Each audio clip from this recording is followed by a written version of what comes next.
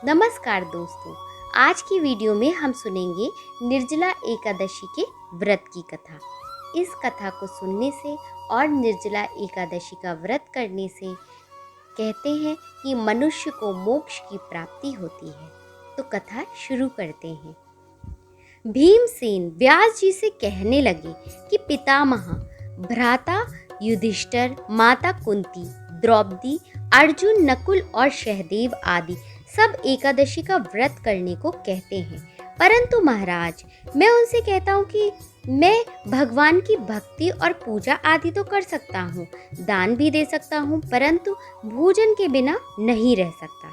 इस पर व्यास जी कहने लगे कि हे भीमसेन, यदि तुम नरक को बुरा और स्वर्ग को अच्छा समझते हो तो प्रति मास की दोनों एकादशियों को अन्न मत खाया करो। भीम कहने लगे कि हे पितामह, मैं तो पहले ही कह चुका हूँ कि मैं भूख सहन नहीं कर सकता। यदि वर्ष भर में कोई एक ही व्रत हो तो वह भी मैं रख नहीं पाता, क्योंकि मुझे भूख सहन नहीं होती। मेरे पेट में ब्रक नाम वाली अग्नि है, सो मैं भोजन किए बिना नहीं रह सकता।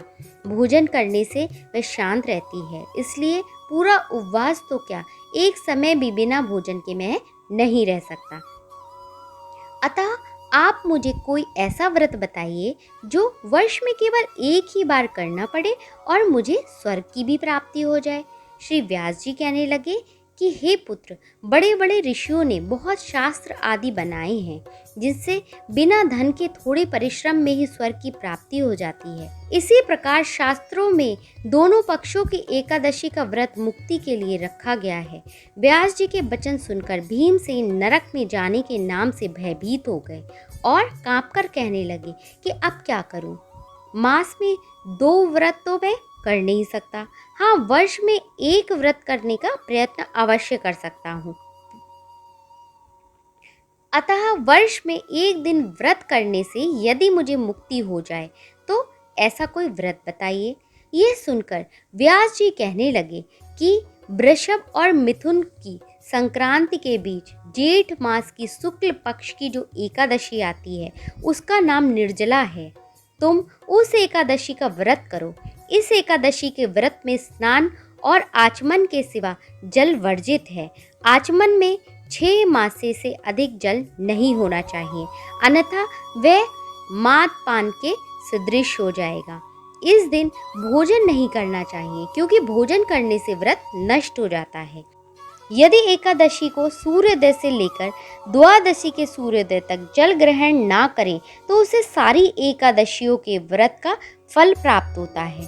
द्वादशी को सूर्योदय से पहले उठकर स्नान आदि करके ब्राह्मणों को दान आदि देना चाहिए। इसके पश्चात भूखे और सत्पात्र ब्राह्मण को भोजन कराकर फिर आप भोजन कर लेना। इसका फल पूरे 1 वर्ष की संपूर्ण एकादशियों के बराबर होता है।